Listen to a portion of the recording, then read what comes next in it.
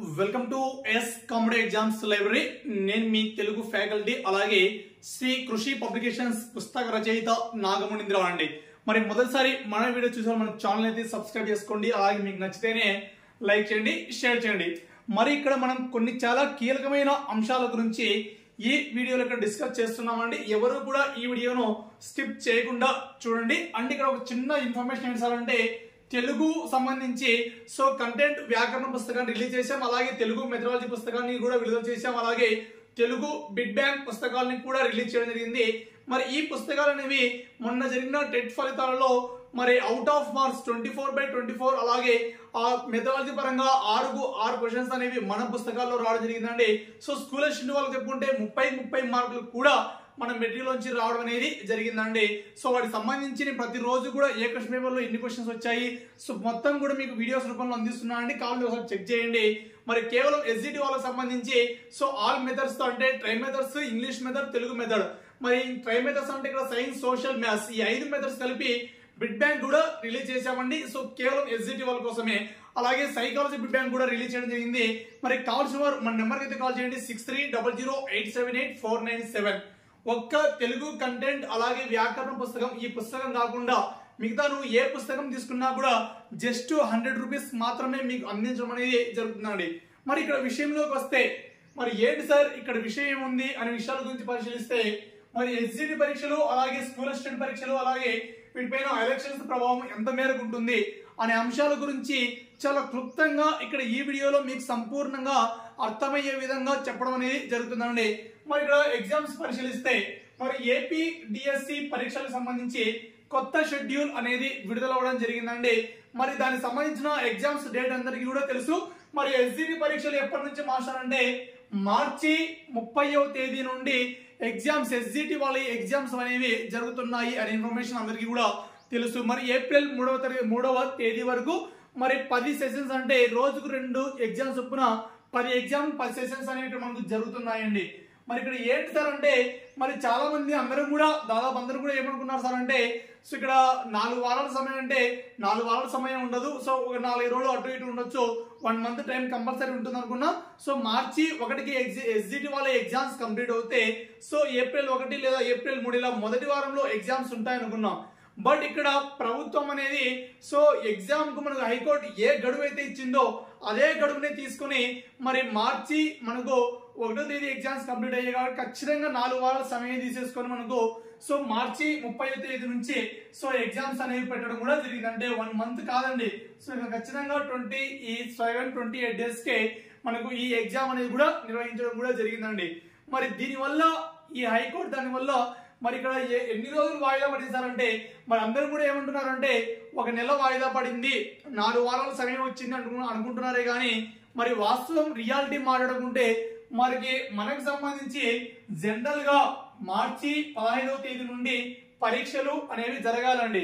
మరి జనరల్ గా మార్చి 15 నుంచి జరగాల్సి ఉంటే, మరి ఆల్రెడీ మరి మార్చి 15 నుంచి మార్చి 30 ఎగ్జామ్ నిర్వహిస్తున్నారంటే ఎంత 15 రోజుల సమయం మాత్రమే వాయిదా చేశారే గానీ 4 వారాలు కానీ 1 నెల అనేది పోస్ట్ పోన్ చేయడం అనేది జరగలేదు అండి.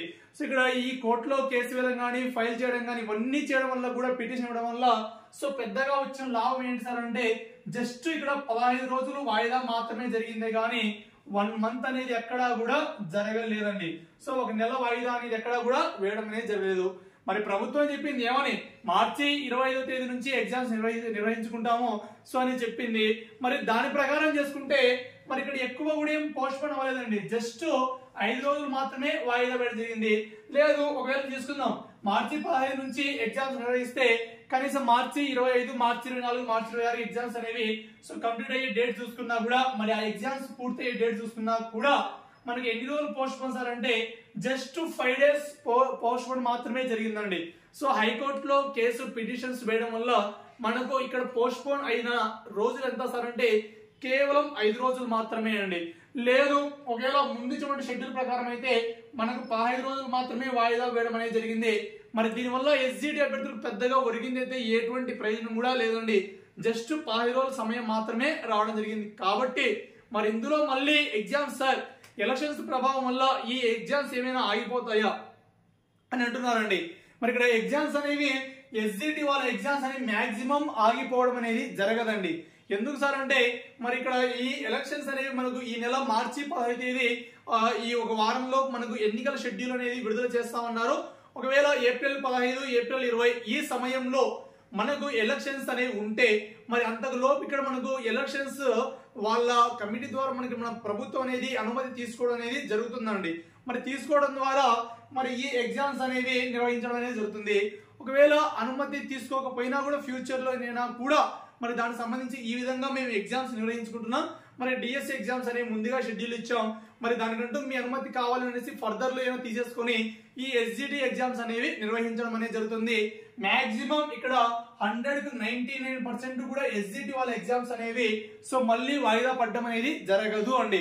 ఒకవేళ ఏమైనా ఈ ఈసీ వాళ్ళు పర్మిషన్ ఇవ్వకంటే ఎలక్షన్ కమిషన్ వాళ్ళు పర్మిషన్ ఇవ్వక ఏమైనా వాయిదా పడేది ఇలాంటి అవకాశాల వల్ల ఏమైనా పోస్ట్ పోన్ అవ్వచ్చే గానీ మిగతా ఏ రీజన్ వల్ల కూడా పోస్ట్ పోన్ అవ్వడం అనేది జరగదు. మరి అలా పోస్ట్ పోన్ అవ్వాలంటే దానికి వేరే వేరే ప్రణాళికలు ఉంటాయి. మరి ఆ ఎలక్షన్ కమిషన్ అవన్నీ పర్మిషన్ ఇవ్వకపోతేనే ఇక్కడ వాయిదా పడడం అనేది జరుగుతుందండి. లేకుంటే యథావిధిగా ఎస్జిటి వాళ్ళ పరీక్ష అనేవి నిర్వహించడం అనేది జరుగుతుంది. క్లియర్. ఇది ఎస్జిటి వాళ్ళకి సంబంధించి. మరి స్కూల్ అసిస్టెంట్ వాళ్ళ పరీక్షలు అంటే ఈ school assistant TGT, PGT, principal post ఇవన్నీ వీళ్ళకి ఎప్పటి నుంచి ఎగ్జామ్స్ సార్ అంటే ఏప్రిల్ 13వ తేదీ నుంచి ఏప్రిల్ 30వ తేదీ వరకు ఇక్కడ పరీక్షలు అనేవి జరుగుతున్నాయి.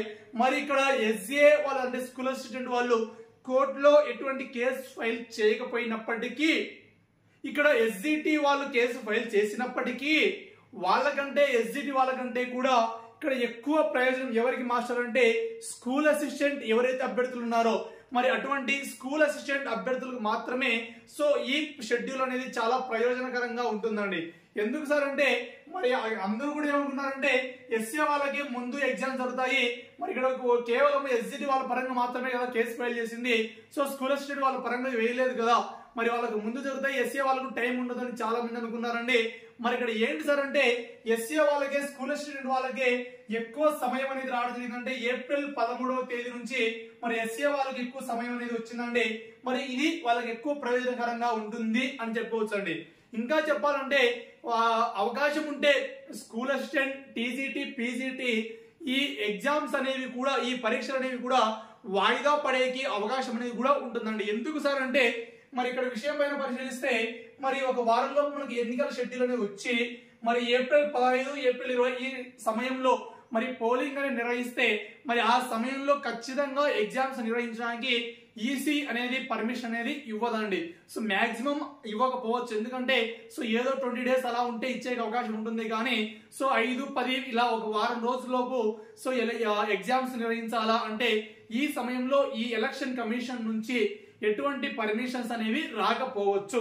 సో అనుమతి అనేది లభించకపోవచ్చు. కాబట్టి ఒకవేళ మాక్సిమం అవకాశం ఉంటే స్కూల్ అసిస్టెంట్ వాళ్ళే మళ్ళీ వాయిదా పడే అవకాశం అయితే ఉంటుంది. కానీ ఎస్జిటి వాళ్ళకి వాయిదా పడే అవకాశం అయితే ఉండదు. ఒకవేళ ఇద్దరికి ఎస్జిటి, స్కూల్ అసిస్టెంట్ ఇద్దరికి కూడా వాయిదా పడాలి అంటే ఏంటి సార్ అంటే ఈసీ అనేది ఇద్దరికి కూడా పర్మిషన్ ఇవ్వకూడదు. ఏమని ఎలక్షన్ కోడ్ వచ్చిన తర్వాత సో ఈ విధంగా మేము ఎగ్జామ్స్ పెట్టడానికి అనుమతించము అనేసి ఈసీ మనకు అక్కడ పర్మిషన్ ఇవ్వకపోతే మరి ఇక్కడ ఎగ్జామ్స్ అనేవి ఇద్దరికి కూడా వాయిదా పడేకి అవకాశం అయితే ఉంటుందండి.